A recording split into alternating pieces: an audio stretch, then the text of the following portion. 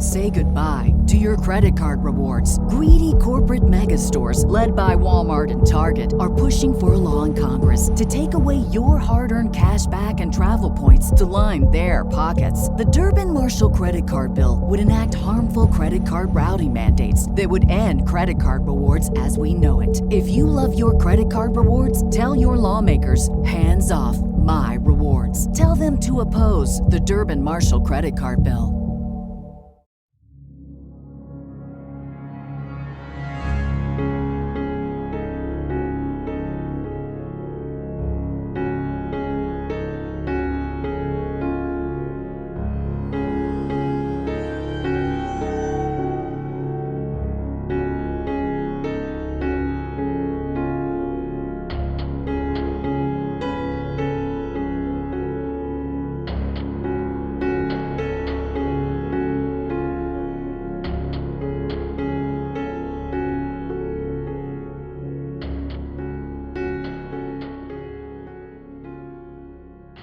Welcome back to the Paranormal Girl podcast. I am your host, Kristen. So, ChatGPT has a body now, eh? Cool. It has been in the works for a second, but I only just learned about this development this week, so news to me. If you have not heard about it, OpenAI partnered with a robotics company called Figure, which is only 18 months old, by the way, to create a humanoid robot, the likes and levels of which this world has never seen. Recently, they dropped a demo on Figure One's progress since January, showcasing this creation's ability to converse fluently when spoken to, respond to stimuli it gathers from its multiple cameras and sensors, in short, what it sees, and then based on its gathering of information and neural networking system, a literal brain, it easily and quickly carries out the task that has been asked of it or that it decides to do itself, based on the probability of what action should come next. Figure One's vocal capabilities are eerie and extraordinary. It says things like, and I think. After performing a series of tasks, it was asked how it thought it had done. It responded, I think I did well. It was asked to explain why it handed the guy in front of him an apple when he said he wanted something to eat, not when he asked for an apple, but said he wanted something to eat, while picking up trash that was dumped in front of it, which it did, simultaneously, without issue. It is self-operated. It is making decisions. Figure One is its own bot. And at the rate of progress its developers have made already, it is a matter of short time before it is a regular part of our day-to-day lives. And if you think that's impossible, commercial internet has only been around for about 34 years. The first smartphone was released just 30 years ago, and Facebook has been around for just 20. Massive advancements in a short period of time. Figure One is not the uncanny valley mock-ups we've seen on YouTube over the last decade. This is the real deal, and I suspect will raise a similarly interesting debate about morality and privacy and fear for humanity's future that ChatGPT brought about when it first appeared on the scene. Yeah, ChatGPT, that program most of us have at the very least dabbled with, while a lot of us truly rely on for information, for ideas, for our small business, hell, for some form of communication with something outside of ourselves. That program, a lot of people can't imagine a future without, and has become a regular part of our everyday lives, and has only been around for less than 2 years. I am not one for doomsday ponderings, especially in regards to technology and programs I superficially understand, But as I felt when ChatGPT was released, let's be hopefully cautious of a brand new era of possibility. But enough with the dystopian news break. I recently had the pleasure of spending St. Patrick's Day in Las Vegas. Caught an incredible mashup Celtic punk rock event that included the Buzzcocks and Flogging Molly. I did get my pasty. I walked a ton, walked way too much. Actually, me and my old bones were aching by day 2. Did a little gambling. It is Las Vegas. Like $20. I mean, calm down. I'm not a gambler, though. It's just not my thing. But it was fun. It was fun. On the final day, we visited both the Punk Rock Museum and Zach Bagans' Haunted Museum. Both places I would go again and recommend anyone visiting take the tours. Take them. They're well worth it. Now, the Haunted Museum was an unexpected experience.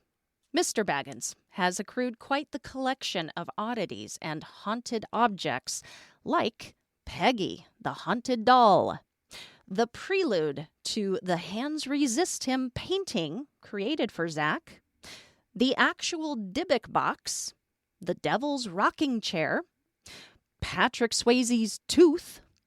Yeah, I still don't know how I feel about that one.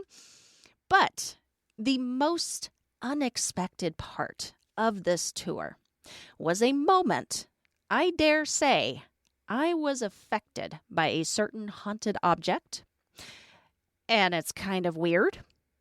I'll let you guys decide for yourselves. So, midway through the tour, we were all corralled into this, what looked like basically an empty room with some glass at the far end, kind of looked like cloudy shower glass. And on the other side of the room, there was a TV monitor over there. So we all lined up in front of the glass. We watched the video on the TV as a pre-recorded Zach regales us with the tales and history of the curse of James Dean's car, Little Bastard. All of the deaths and injuries purportedly due to this car, the driving of it, the handling of it, the moving of it, just being in the vicinity of it. Okay. In the past, I have generally held the opinion that a curse or haunted item and its effects on a person have more to do with the person than the object or curse itself. I've always more so felt it was about the power the person gives to the object, how much fear the person feels toward the object. They already have to be aware, in some sense, of the object. Okay? This is an important detail to the story. So, we're standing there. Empty room. Everything's been going fine with me up until this moment. And then suddenly, out of nowhere, I felt like I was about to pass out. I felt things suddenly try to go black on me. My vision got cloudy. My whole body did this little uneven tilt, and I jerked myself out of it. I unconsciously reached out to grab for Lee, and then it passed. And I was like, whoa, that was weird. Maybe I need some water or something. And then we are directed to look behind us as the light comes up on an object behind the glass. Dudes. Part of the friggin' axle of the cursed James Dean car was on display, not 2 feet behind me that whole time. Didn't know that. Had no idea.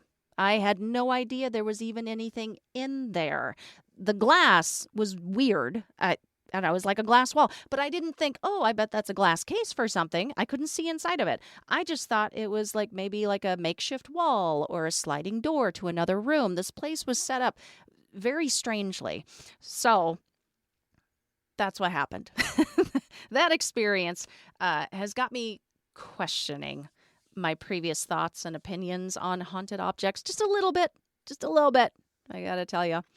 But the whole experience was Just fantastic. It was awesome. And it had me thinking back to the conversation I had with today's guest, who also owns a haunted house, who has also refurbished and decorated it with historic and haunted objects. If you have been in the paranormal investigation field for any length of time, you have possibly heard of my guest and read about her haunted house in Minnesota. Perhaps you have been there yourself. On today's show, we discussed this location, her investigation team, her personal experiences and evidence captured, and a brand new location she has only recently procured that is soon to open to the public for investigation as well. Let's do a word from our sponsor, and then I will introduce her. This episode is brought to you by the spring cleaning champions, Manscaped. This season, make sure to groom your carpets and the drapes with the leaders in below-the-waist grooming. Clear out that winter bush with Manscaped's Lawnmower 5.0 and watch your confidence bloom like the springtime flowers. Embrace the season and join the 10 million men worldwide who trust Manscaped with our special offer. Go to manscaped.com and use code PNG for 20% off plus free shipping. How was y'all's spring break? Anybody caught that spring fever yet? I have. I have been dying to get back out into the garden, back out into the yard. I live for mowing our lawn. I actually do. I actually atrociously so love to mow. I don't know what that's about, but I do. I have the cutest little electric. It's got a cord. I bought it for $40 last year. It's adorable. So, cannot wait. But upon our return from Vegas, the weather has turned suddenly, my friends.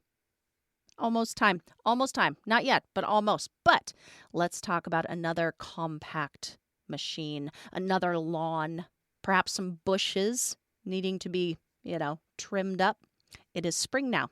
And along with the spring cleaning, along with prepping your yard for a summer of barbecues and late night soirees under atmospheric lights and the beautiful night sky, we may have some cleaning and prep to do on our own overgrown and disheveled gardens.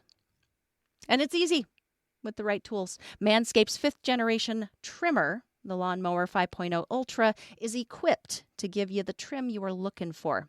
It has 2 interchangeable next-gen skin-safe blade heads that can help you accomplish that. It comes with the standard blade for your trim and a new foil blade to cut that grass as smooth as your heart desires. And it also features dual LED spotlights to help navigate you confidently through your most delicate and hard-to-see areas.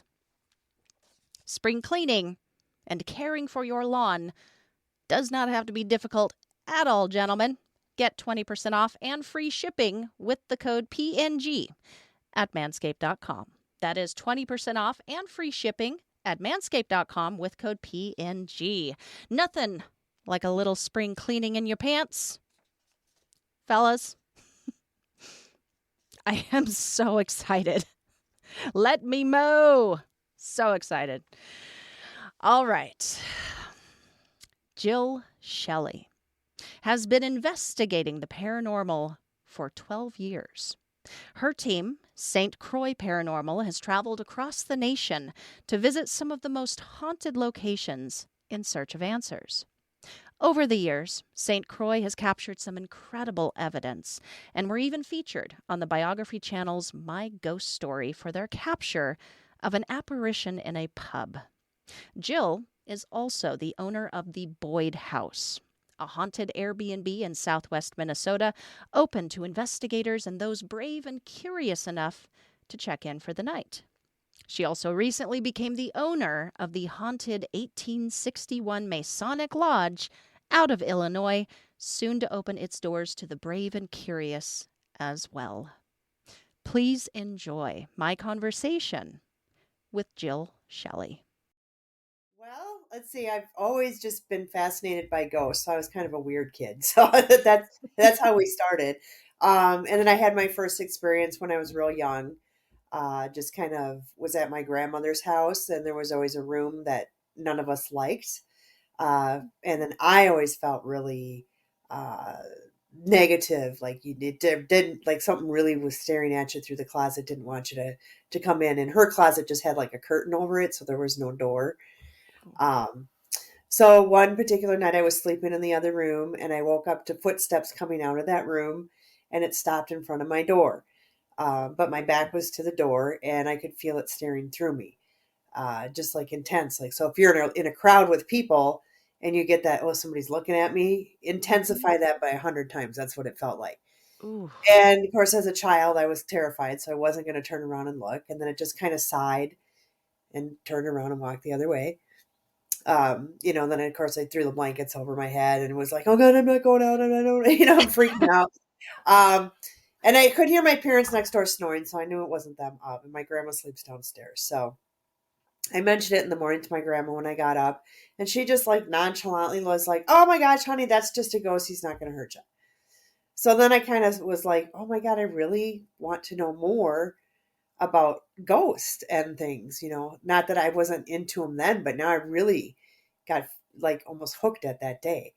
Like now I had to find out, who they are, what they all are about. So I spent a lot of time researching and reading. We didn't have the computer back then, so you just had to go to the library and whatever, fun documentaries you could find on TV on your 6 channels. So just kind of with that, and then with the advent of the television, shows coming out was something that I realized that you could actually do that. And so I met a guy at work who was into the same thing, and me and him formed our group's name, Croix Paranormal. He's no longer with us, but he was the base roots of that. And then we kind of stemmed off and got 4 or 5 more people, and then we just formed St. Croix Paranormal and started doing some crazy stuff. Yeah, yeah, you guys have been to some cool places. So how old were you when you had that experience, that first experience? Oh, I would probably say I was probably around 8ish. Okay, so that just kind of launched your fascination with the subject. But you've been investigating. You were telling me you've been investigating specifically for 12 years. Has that all taken place with St. Croix Paranormal? Yeah, yeah, we've Okay. formed in 2010, and we Okay. just started out doing like local businesses, private homes, that kind of thing. We did that probably for 6 or 7 months, and then we decided, hey, there's places you can go go to. Yeah. So yeah, our first investigation, which is things you'll never forget. Of course, we chose the Villisca Axe Murder House. Um, Ooh. so yeah, if people aren't familiar with that, that's where 8 people, where it was 6 children, 2 adults, who were murdered by an axe, and they never found the killer.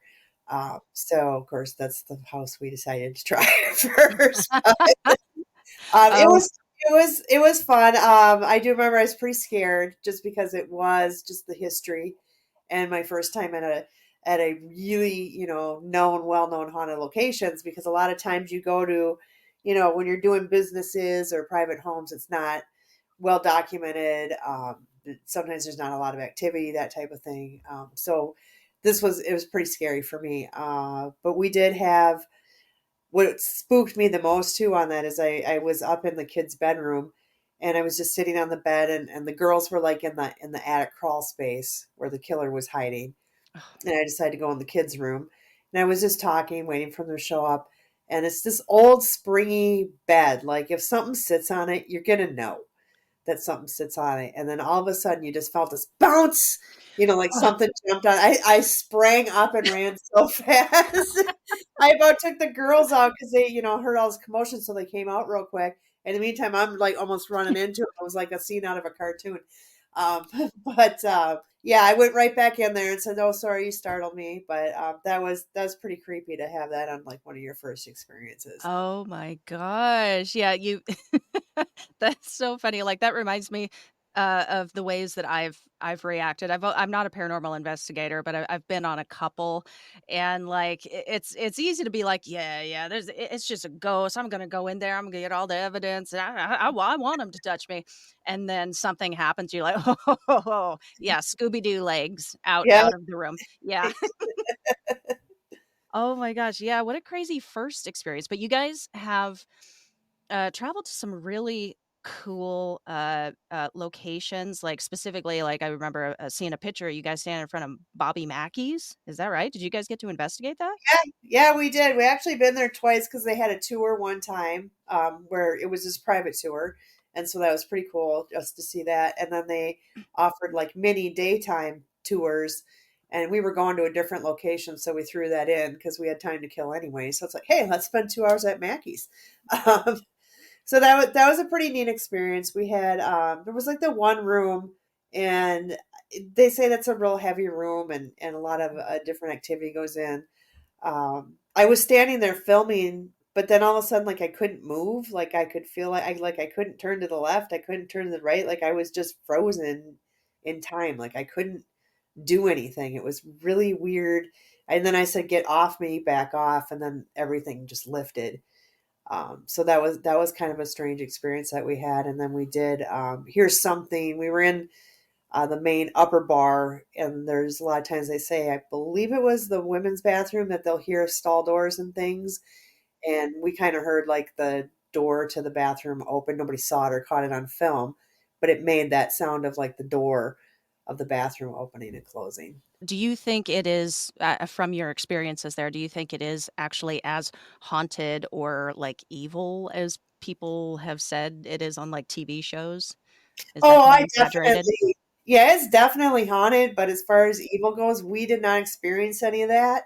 And that doesn't mean that they're there all the time. For me personally, I believe like a lot of this evil demons, that kind of thing is overdone. And they do exist. Don't get me wrong, Yeah. they do No. exist, but it's a rarity. Yeah. So usually when I think a lot of people call the demons, sometimes it's just a crabby old man of like, I want you in my house right now. So Yeah, yeah, that trope is really I think it was really overdone. I get to talk to a lot of paranormal investigators within the podcast, and just like I've made a lot of friends in the field. And I think a lot more these days, they're doing really good about calling that out. Like, not everything is a demon. Yeah, sometimes it's just a grumpy old guy who wants you to get off my lawn. yeah. Well, for the types of cases that you guys generally do, like, do you guys prefer a certain type? I know some PIs, they specifically don't want to do residential. It's too intimate. They don't want to go into people's spaces or whatever the reason. Do you guys generally like to do commercial or like the bigger locations to say you did them? Like, where do you guys lie? We started out doing the residential, and it was fun helping out the clientele, but I think a lot of it was not paranormal that we got called out to. Mhm. So a lot of time wasted, and with the energy, the resources, and of course that's what we're there for. But some of the things too that the clients do when you're there is a little ridiculous. So we decided to not go that route. We refer out to other teams that are willing to do the residentials. So we just kind of stick to more of being able to do what we want to do and how we want to do things. So going to Yeah. different places. We call them the pay to play state places. So Pay to play. Oh, that's an actor term too. Yeah, yeah. All right. Well, let's go ahead and get into the Boyd house, because I'm just very excited to talk about this place. So like I told you before we started recording, I saw the documentary that you produced about the Boyd house. You did a really good job, just excellent job of painting this picture of this place, including the history, including the things that are happening in there, experienced not just by you, but by other paranormal investigators. So it's like a shared experience. It's just incredible. And I hope people check it out. I caught it on YouTube. I don't know where else it's available, but I did see it. So that's where people can grab it. But let's just start basic here. So when did you buy the Boyd house?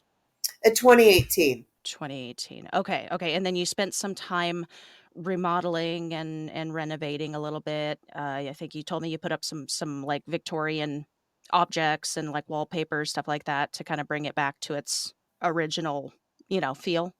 Yeah, we did restore it back to now. We don't know what it looked like on the inside, and Mhm. even we've been talking with like great grandsons and granddaughters, and they really don't remember what the actual inside looked like. Just maybe some like this room was different.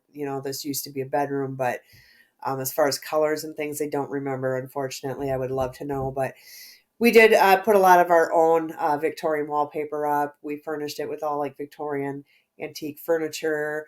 Yeah, so that can have some residual. We put in some supposed haunted objects, and Ooh. so just to kind of liven it up a little bit.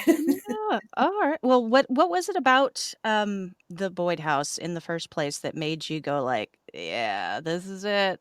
I don't know. I just a feeling I had. No, I don't consider myself psychic, but I feel like I can pick up on certain things, more like feelings. And I can feel when things are around me when we're in haunted locations. We did look at a couple other locations prior to purchasing the Boyd House, but when I saw that I just looked on the MLS. It just like called to me, like I had to, like I knew this is the one. And so then I kind of was really excited to go down there. When we were there, just waiting for the realtor to come. My teammate Donna was with me, and we were just kind of sitting waiting. And I just kind of said, kind of feel like something's looking at you. She goes, "Yep, from the attic." Wasn't going to say nothing though. And then when we went in there, you could kind of feel like something was there, but they were being real like far away because it's nobody's lived there for almost a year at this point.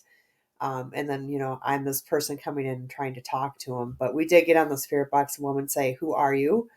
And then we also had one of our REM pods, which detects energy fields from spirits. That went off in 8 minutes up in what we've turned into the library. Mm. So we got a little bit of stuff that I reached out to a medium that I really, really trusted. She told me some things that came true once I purchased the house. And so I took a leap of faith and I bought it, and it's just been crazy ever since. Yeah, it is incredibly active. Like it's unbelievable.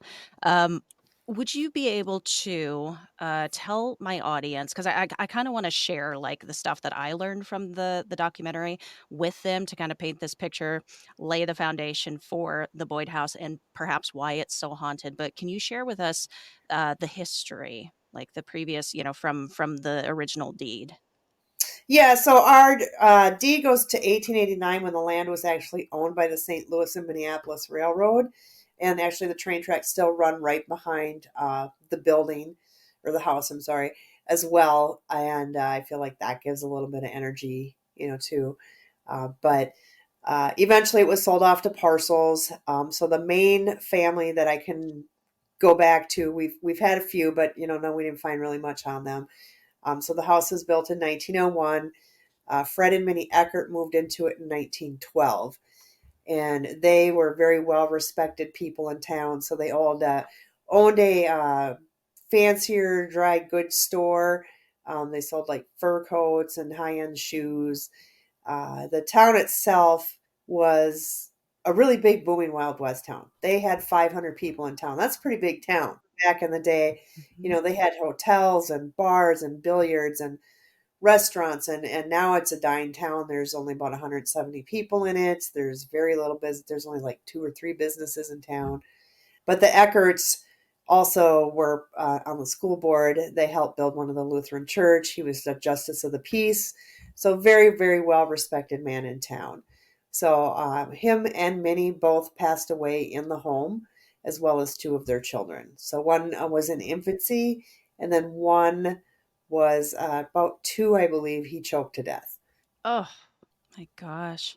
Yeah, and then Minnie also they held her funeral in the house, is that right? Yeah, for 3 days they had it right, and I had, and I felt that right when I was there, mainly, because the way the windows are kind of that boxy square, Mhm. where they would have put a casket, because that's what they did back in the day, and that was like my first thought when I walked in. I'm like, I just kind of envisioned a casket being there. I didn't know she had passed away in the home. I knew nothing about this home when I purchased it, so all the history was gathered after I bought the home. Whoa, maybe you're a little more sensitive than you think. Well, so you bought the house in 2018. Is that what you said? Yeah, Okay, 2018. 2018. When did you actually open it to investigators to come in? I think it was June of that same year. Yeah. Mm. Okay. Okay. So you got to kind of explore and do a bit of investigation just yourself prior to opening it. I was just curious, have you seen an increase in activity since you opened its doors, since people started coming in, kind of introducing that energy, or do you think it's kind of remained just active as ever?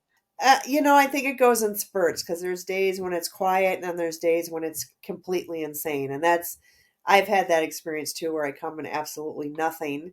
And then there's days where everything's going off in the house and being super crazy and super loud. So I Mhm. think I think it has increased, because when I first bought the house, it was a good couple, 2 or 3 months before we were able to open, just because I wanted to get everything in order, and get furniture and such and get things ready. But we were getting pretty minimal stuff at that point, maybe an occasional EVP, but we weren't getting any equipment interaction. And there was just one day I was in what we call the boys' room, and I had like one of those EMF teddy bears, and he'd been there a lot of times, and he's never gone off. And I had him sitting in the closet of the boys' room, and I was just like, "Hey, look, like if you're here, you just got to let me know, because I'll bring you presents. Other people's going to bring you presents. You're going to get a lot of toys, but you just kind of got to let me know. Like did I make a mistake? I feel like you're here, so just touch the bear. He won't hurt you." Kind of went over that.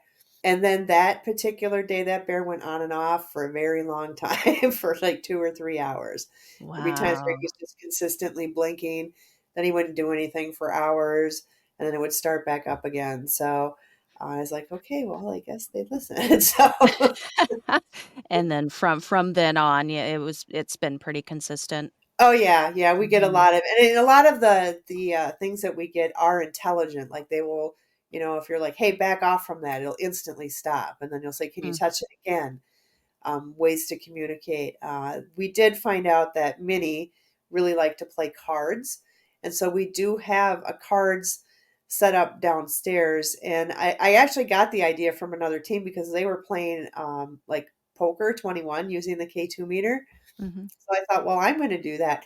And let me tell you, they're very good poker players. I will tell you, they play really well. So we use the K2 as a hit stay kind of thing. Oh. And there, at one time, I was running a spirit box at the same time. And I was like, hey, do you want to stay? You want to split? What do you want to do here? And it says, plain as day, we'll stay. Ah. Um, so yeah, we've done that. And then what was really cool is I had also, we played poker. I put one of the cards off to the side, to the edge of the table. It was never hanging over the edge at all, but just right to the edge, just to make it real easy to push off. And I just said, hey, if you've really enjoyed today's games, I've enjoyed them with you. We'll play again, but can you just throw that card off? That'd be great. I mentioned it the last time when I went to bed at like 12:30. I got up in the morning and the card was on the floor. So I was pretty excited, because I actually caught it on film as well. They had thrown that on the floor. But we do get quite a bit of different equipment activity down there in what we call where we have the poker room too. So Yeah, yeah. Well, you and other investigators get quite a bit of activity. Like I was listening to the reviews, some of the investigators are like, "Yeah, this is what happened, and it's haunted. Like this is going to happen. One of the most haunted places I've been in." Like this might be a weird question or dumb question, I don't know, but why have you thought about why it is as active as it is? well, I think mainly is because they just enjoy being there. Hmm. and they do like interacting with people. Now, I have heard several people say that there's a portal in the house. And I was like, I don't know. But I do get a lot of spirits that come through that do not even correlate to my deed, any reason why they're there. We've done like different spirit box sessions and such, and they just say they're passing through.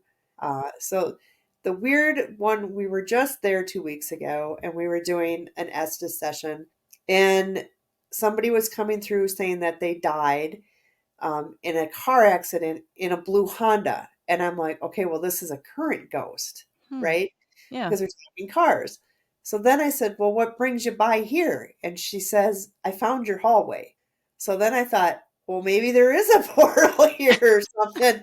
So, but then also we got, this is so weird. We got Fred coming through, and because we have a lot of evidence that Fred is still there, and he said that he was now helping the spirits that were coming through to cleanse their sins, to move on, and he has a purpose now. What? So we're just like, okay, so yeah, this is kind of where we're headed, or what we found so far. But I think too, having so many people come in and do what they do, and I'm not there to see. I mean, I say no satanic and no, these certain things, but I'm not there to enforce that.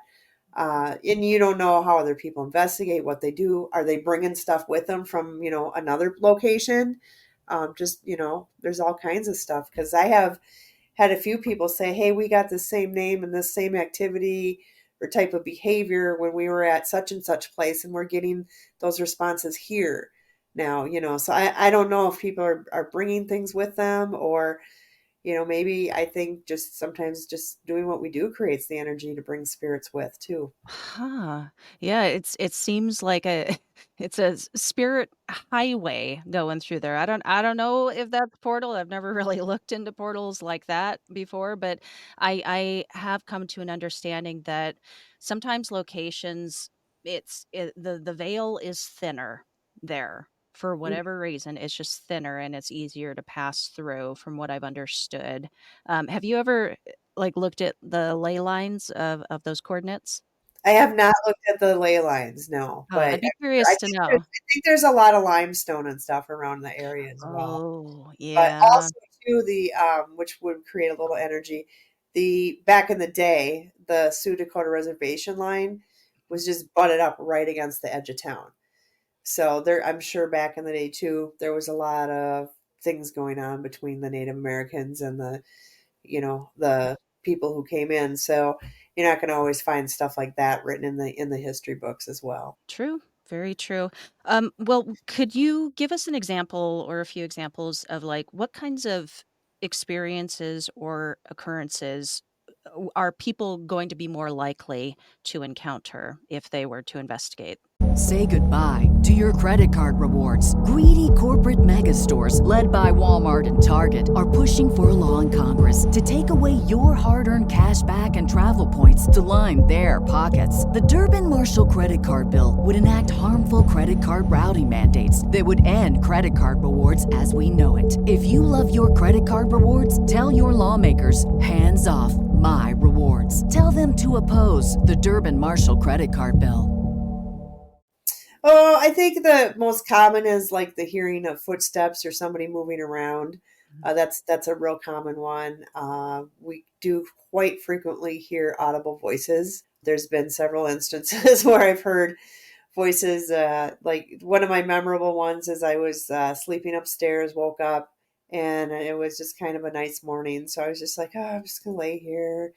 And then I heard voices in the kitchen, and I thought my girls woke up. I'm like, okay, my friends are up. I'm gonna go down and say hello. And I go down there and everybody's still sleeping.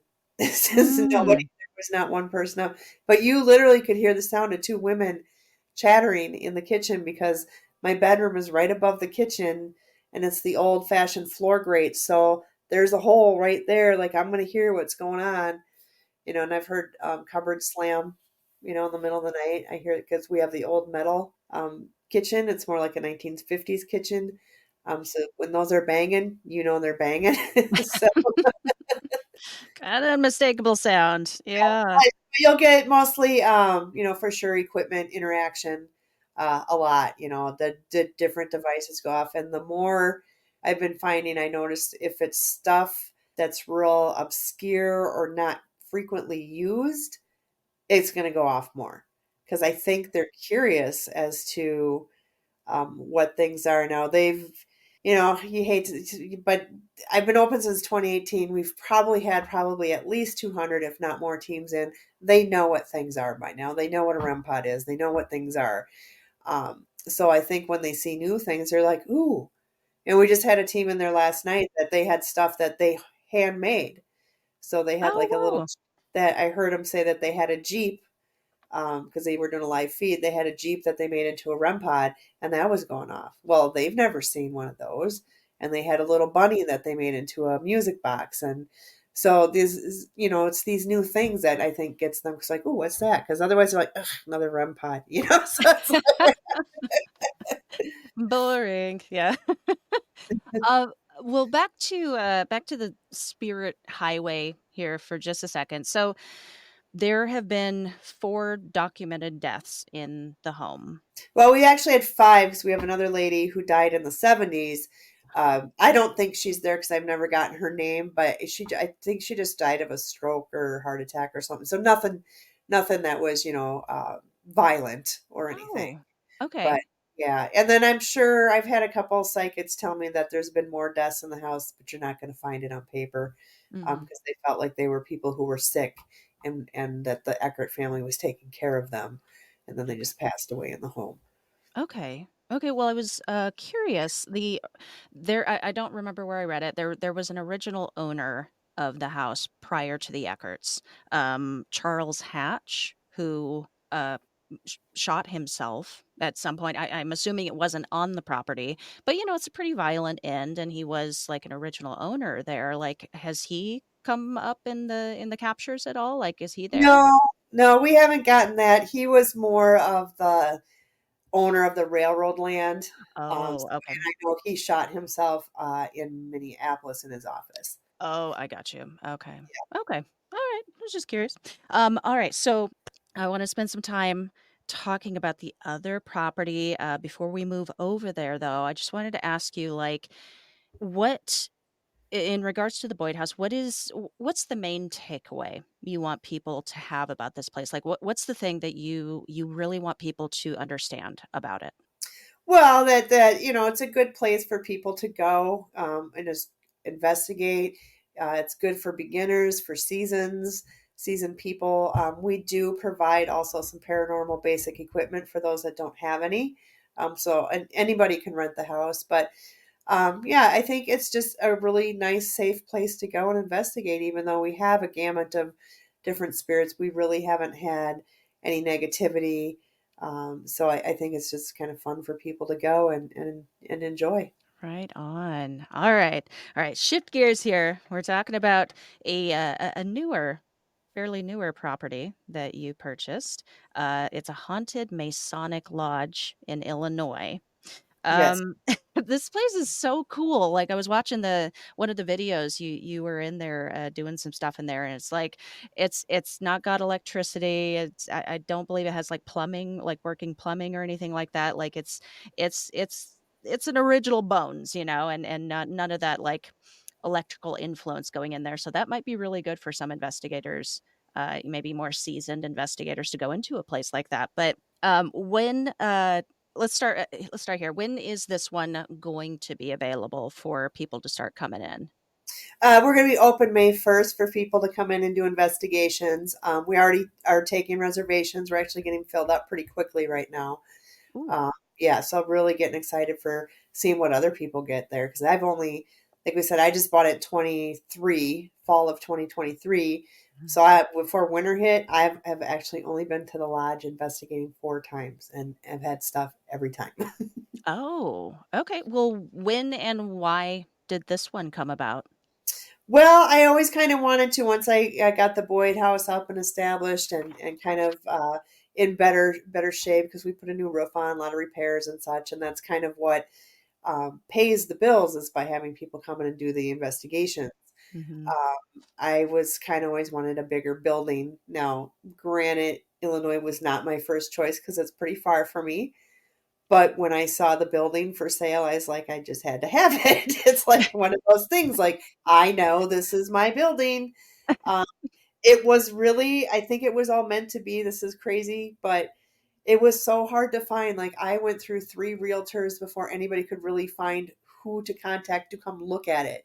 Mm-hmm. It was sure it was on this MLS listing, but you couldn't get a hold of anybody. It was a dead end. It was insane. Like, but I found this one lady. She's like, I'm gonna find out. I'm gonna let you know. And it took her about 2 hours, and then she called back. She's like, I got it. When do you want to come see it? So when then we get there, well, now we can't get the padlock to open. It won't open. So now we can't get in the building. So she's calling them and they're like, no, it is this. And we're looking at it. And if we get a couple screwdrivers, we can take it off. And the guy's like, that's fine. And, because he knew we came a long way. So as my husband's over going to the gas station to get a screwdriver, and my realtor yanked on that padlock several times. I watched her do it super hard. And I was like, oh. So I'm like walking up to the window, peeking in. And I'm like, I really want in. And I pulled on the padlock hardly at all, and it popped right open.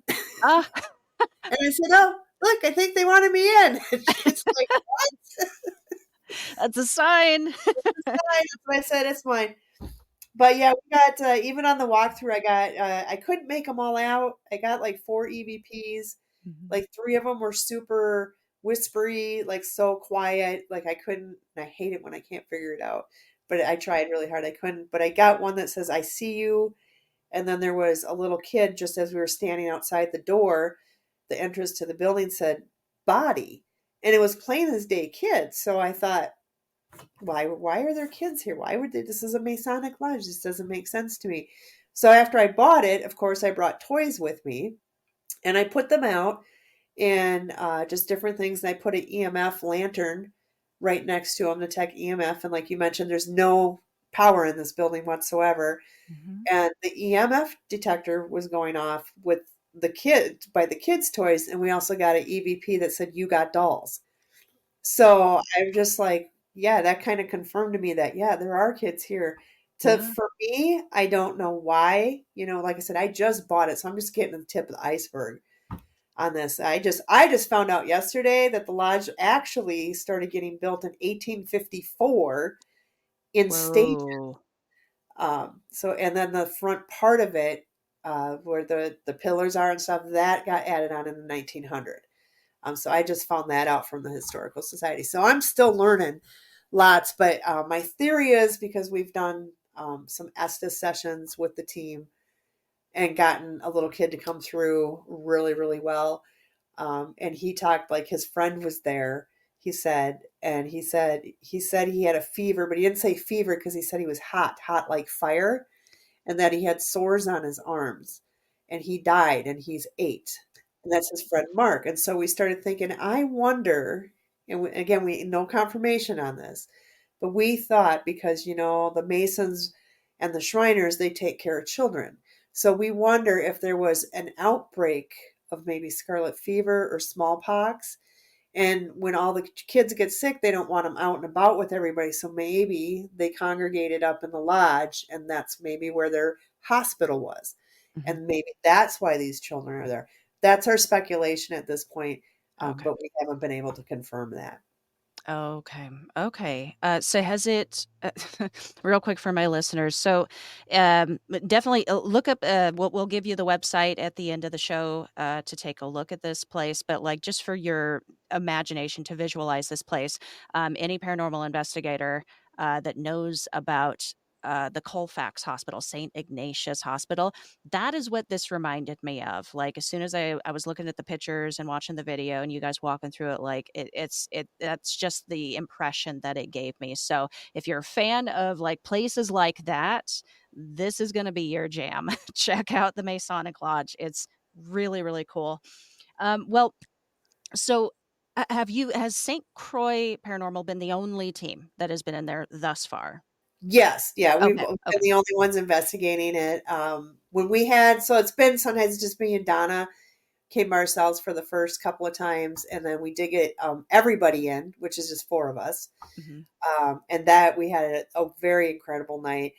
Probably the most active place I'd been in a long time. But we were like, one of the main things that happened is that Teresa went in the kitchen to make a sandwich, and I and myself and the team were in the dining room, and those two were talking amongst themselves. I'm on the phone talking to my husband, and all of a sudden I heard this loud bam, and I thought, it almost to me, I thought, did she just drop the cooler on the floor? That's how loud it was, and that's the only large object that's in the kitchen to make something, because it's an empty lodge. We don't have stuffs on shelves. We don't have anything anywhere. So I was like, oh my gosh. And then she comes busting through the door. She's like, oh my God, something just slammed something behind me. And she's like freaking out about it because it startled her, of course. So we all go in there and we slam one of the cupboard doors, and that's exactly the sound it made. And then, Oh. we also went into the dining room, and the door to the kitchen shut because it was cold. So we were just heating one area with a propane heater. And yeah, going in there and having someone slam it, I'm like, yep, that was the exact sound that we heard. Mm-hmm. And then later, doing an Estes session, we found out it was a spirit named Harold that did it because he likes to play jokes on people. So I think he was scaring Teresa and finding it humor in doing Funny. so. Yeah. So that was pretty creepy. And then that same night, we were up in the temple area doing different things, trying to get them to interact. And there are 2 closet doors, one on each side of the room, and you could hear like the knob rattling, like somebody trying to open the door. And at first we thought somebody was at the front door, so I go run and I go look out the window. There's nobody down there at the front door. Mm-hmm. And then that's what it's like. Oh, it had to be up here. And so we jiggled that. I'm like, that's what we heard. So, and then they heard footsteps. Also, when they were downstairs, they heard footsteps upstairs. And then, yeah, we just get a lot of equipment interaction, lots of EVPs we get. And yeah, it's just been crazy. The Estes session was insane, saying that there were Masons there. They're excited that we're going to fix it up. And they're looking forward to talking to people, actually. Wow. So this place is shaping up to be just as active as the Boyd House. Yeah, I think it's going to get more and more active. We've actually had people in town come forward and tell us some stories already. So it's kind of validating that something was going on prior to us even being there, which is good. We had one lady said that they came in and they were walking through the dining room and they saw a woman on their hands and knees scrubbing the floor. Didn't think much of it. Walked into the kitchen and said to the other ladies, hey, who's out there scrubbing the floor? They're like, there's nobody out there scrubbing the floor. And then of course they go out there. There's nobody out there scrubbing the floor. Ooh. Yeah. And some people have shown me a couple pictures they just took a picture outside the building at nighttime, and there was like a green mist, and it almost has a body shape to it, just standing right outside the building. So yeah, so just kind of some fun stuff. Plus, apparently the whole town's haunted because I hear lots of stories about other places in town. So Oh, I love it, that. I love yeah, that. it's an old town established back in 1857 or Yeah. 36. I'm sorry, I just too much numbers. Just learning the place. So yeah, back in the 1800s is when the the town got established. And I do know the lodge was one of the first 3 buildings. So they built 3 major buildings like that one, the commercial house, and there was one other house that those all got built around the same time. So one of the first 3 original buildings in town. Mm-hmm.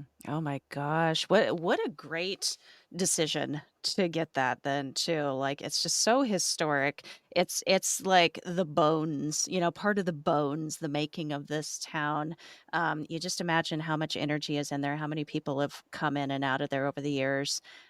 Just great decision. Good job. Yeah, I'm excited. We're gonna, try and get some stuff back. We've actually been donated a lot of different Masonic books.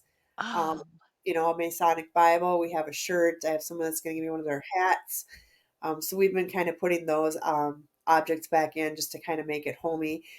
We did actually have a K2 meter inside a China hutch with the Masonic stuff, and that started going all the way to the red. Which, why is that going off? We have no power. It's in a China hut. It shouldn't be going off, but it is. But then we also brought in an American flag and a Masonic flag, and we put that up. And they were during the Estes session. They said that they really enjoyed that and they really liked it. Oh, So wow. yeah, we even did like the whole demonstration because we actually found a pamphlet in there where they must have had a ceremony. So I have it framed. We'll have that on display. So it just kind of had like different songs, and Grand Old Flag was one of them. So we kind of played that song on the radio as we displayed these flags out for them and put that up. And so, yeah, I think they really like that. So our team does a lot of interaction stuff with the ghosts and things. So we kind of try to make it more fun and entertaining. We don't like to focus on death per se. We like to focus on life Mhm. and what they were all about, not what happened when they died. So I think that's why we get a lot of good responses too. Yeah, yeah. Have you thought of like a signifying name for this place? Are you gonna stay with the haunted Masonic Lodge, or I just imagine this is gonna be end up being like that destination location, the I hope paranormal so. investigators want to go to. Yeah, no, we are going to stick with the haunted 1861 Masonic. Hmm. Um, but now I was like, oh, what a farce! It started in 1858, so it's like, Oh no. but, but that's okay. That's when they say it was probably completed. It was 1861, so we'll go with that. Oh, okay. Um, but Okay. yeah, so it's. I just love the building. I love the natural woodwork is all still there. That's super cool.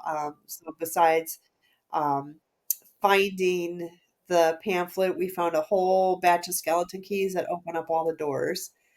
And I just found that I was cleaning the closet, and I was just running my hand up, which I would have never felt it otherwise. And all of a sudden I heard ting. I was like, who's this? And hanging on a nail around the corner in the closet was a whole like 10 skeleton keys. And I'm Wow. like, oh my God, this is amazing, which was good because I had to buy a universal one because there was a closet that was locked we couldn't get into. So now I have the original keys No. for it. Wow, what a great find. Well, in regards to both of the properties now, uh, there there's so much activity going on in both places. Do you think, or just from what you have gathered, do you think that there is also some residual events taking place, or are you pretty certain this is we're talking about intelligent across the board? We get both. Yeah, I think you get Yeah. some of the residual because you'll have like the footsteps and things like that. Um, but then also you get the intelligent hauntings as well. So they'll do the interaction with you. So it's kind of the best of both worlds, really. Okay. Okay. All right. Yeah, I was just curious. All right, so we are going to get to our final segment here in just a moment. Before we do that, I just want to ask, like, how can any of my paranormal investigators tuning in right now that are interested in checking out either property, how do they go about booking a night or more? Yeah, so just go to our website. So for the Boyd House, it's boydhouse217.com. And the lodge itself is the haunted 1861 Masonic.com. And it's got all the information there, the prices for you, hours investigations, and our current calendar, what's available. And then you can just follow us on Facebook for either or, and also for St. Croix Paranormal, we're on Facebook as well. Awesome, awesome. And I'll ask you there at the end too, just to reiterate all that, and we'll get people to follow all those socials and all that. But let's move into our final section here. So I've got a couple of questions specifically prepared for you. First question for you: what is your opinion on the theory that the living leave behind their energetic or emotional imprints while they are still currently living? Like that it kind of ties into the question I asked earlier about like is it has it become more active since the addition of investigators coming in? Like do you think that plays a part in some locations? Kind of like a living haunting? Well, yeah, I mean, we are all made out of energy and different matter. So we do put our imprint in every single day. Just certain energies are more imprinted than others if you're having a very strong emotional day, or, maybe you would break down a lot and cry in your bedroom. So your bedroom's always going to have that heavier feel to it because that's the emotions that you're putting in there. We've had a lot of people say that the closet in the main bedroom of Boyd House is very, very heavy.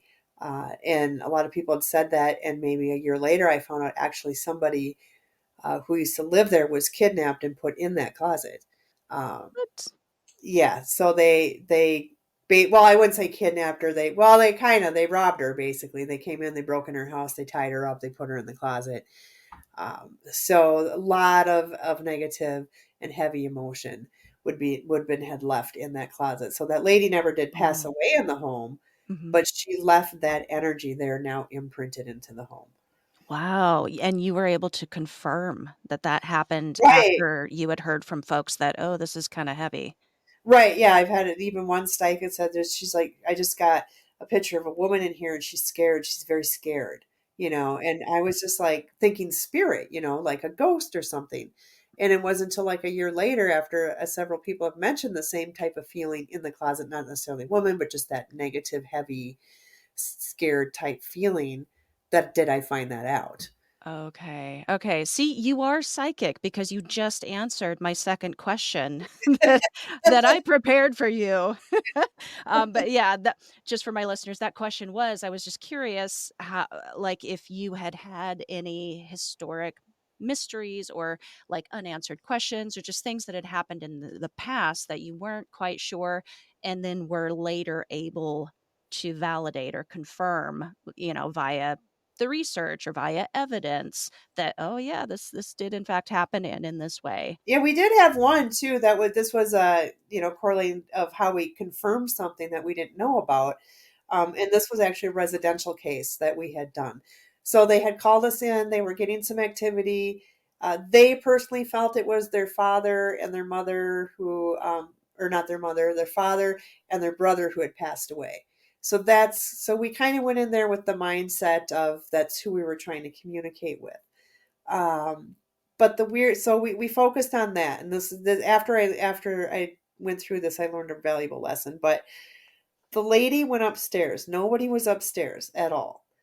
She was sick, so she kept coughing. We were doing a session in the basement. She kept coughing, so she excused herself, went upstairs to get a drink of water. You can hear her up there just coughing. I got an EVP of a little girl that says, "You want a cool drink of water?" Just plain as day. And I'm like, whoa. So I sent that to them and I said, I don't know what that's all about, but this is a little girl, and I explained it.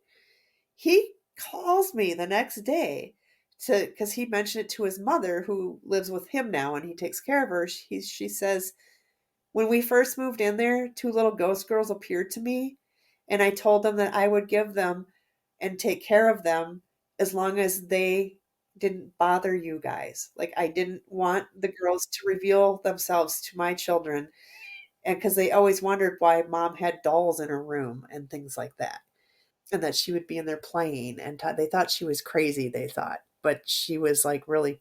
So that was really a kind of a cool find, to have that happen. Like, Wow. so my lesson when that was, did for residential or even anywhere, don't go in and assume that's who you're talking to, because you don't know Mhm. who you're going to be talking to. Whether the family was insistent of, it's my brother and my father, it was not. It was these two little girls. Yeah, yeah, and it's on you, as the investigator, to do that thorough, get that thorough, so that you can confirm these things. And sometimes it's going to go against, yeah, absolutely, like you said, like against what you may have been told already. But it's yeah, that's why it's important to gather all of the evidence and then like do the extra work, go the extra mile to try to confirm that evidence, or what you have been told, because sometimes history is written incorrectly. All right, so final question, if you can talk about it, do you have plans to buy more haunted properties? My husband says I'm crazy, but I would like to do one more.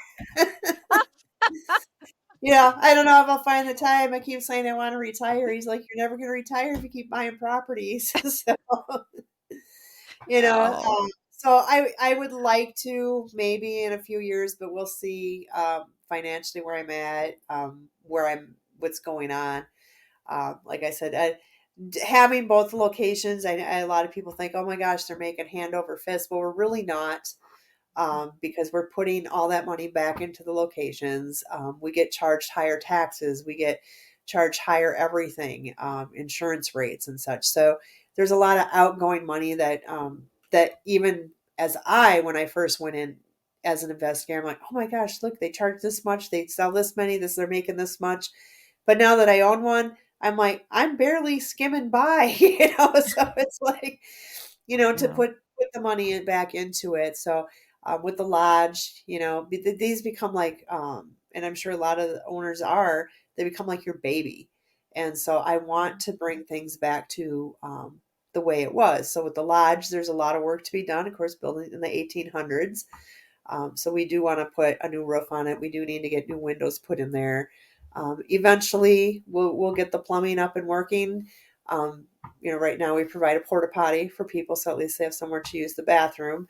We may put electricity on it. I'm having a tough time with that because I kind of feel like that's great for equipment reasons, but I know a lot of people like it to charge their stuff because the world is technology advanced. So we'll probably get that. Now, like, it is wired for that, but I do need to get somebody in to do some work. Also, inspect it, make sure it's safe. If it needs a complete rewire, then that's going to take a little more time too. So I feel like, getting the roof and the windows taken care of first, and then we'll start adding the amenities, and that's only, for added bonus. So. Oh, so much work, but thank you. Thank you for doing it. And thank you for providing these types of locations to folks. Yeah, I wish I was closer to Illinois. I would be right there. I would be booking my ticket now. All right. Well, with that, let's do one more time for everybody. Where can folks go online to learn more, to book tickets? Where can they follow? Yeah, so Boyd House is the boydhouse217.com, and then the lodge is the haunted 1861 Masonic.com. And then again, you can find us also on Facebook, and then St. Croix Paranormal is on Facebook as well. Our YouTube channel, the St. Croix Paranormal 2, you can follow that one. That's usually just kind of a combination. A lot of our Boyd stuff is up there. We had the video from the lodge, just different general places that we've been. So you can check that out for just some fun viewing, watching. All right. And you're going to hang out here after we call cut. We're going to jump backstage for my patrons and talk a little about what we might learn about the afterlife based on the evidence that we capture on this side. But for now, take us out, Jill. Do you have any final thoughts, words of wisdom, or a piece of advice you would like to leave with us? Just always respect is your number one thing. So respect the spirits that you're talking to. Also respect the locations that you're at, and you're going to go real far by doing that. Paranormal investigator, owner of the Boyd House and the Haunted Masonic Lodge, Jill Shelley. Thank you so much for joining me. Thanks for having me, Kristen. It was great. Thanks so much to Jill for appearing on the show. You guys heard her. Find out more about these two haunted locations at boydhouse217.com or haunted1861masonic.com. Go book them destination investigations, folks. You can also find out more about St. Croix Paranormal at the links below. Jill and I jumped backstage for a chat about some of the things she has learned about the other side from those who are there. We also talked about messages from heaven and one she received from a passed-on loved one. You can enjoy that chat and many others, covering all sorts of topics and questions my guests and I just didn't get to during the course of our regular episode over at patreon.com/Paranormal Girl Pod, and enjoy early access and ad-free to boot. I do so appreciate the support of my patrons. Y'all rock hard. You rock my world. 2 Saturdays from now, Beer, Booze, and Boogeymen will be presenting our 3rd live episode. Ooh. This time, we are talking spooky AI and haunted electronics. It's all the rage, guys. Come prepared to celebrate, beverage in tow, and to help us warmly welcome a very special guest, Interscare Sleep. Now, he has amassed quite the following over on YouTube in a very short period of time, and all it takes is but a moment of listening to the magic he brews up over there to understand why. I am not even joking. Mr. Interscare, Joey, Damian, Gill, and myself will be ready and excited to take y'all's calls live. Give me them haunted dancing toasters, TVs turning on when they're not plugged in. And I know my audience stats. I do. I know one of you out there has an incredible tale to tell about your haunted Teddy Ruxpin. I just know it in my bones. If that is you, please call or write in. I am dying to hear it. I am. Unrelated, but I was too poor growing up to have a Teddy Ruxpin. I guess it's kind of related. It could have been a haunted one. That would have been cool. No. I got that good dollar store baby doll with the one eye that would sometimes open when you sat her up. Character building stuff. But still, submit your written stories or record it in a message to be played on air at ghost.beer or call in during the live stream. We look forward to it, you guys. Really looking forward to it. Follow the Paranorm Girl Pod on all socials at Paranorm Girl Pod for updates and announcements for both shows. And also be sure you are subscribed to the PGP YouTube channel and click the bell so you can be notified whenever I go live or upload a new episode. That will be a wrap for today. Let's do it again next week. Stay safe, keep the nightlight on, and sleep with one eye open.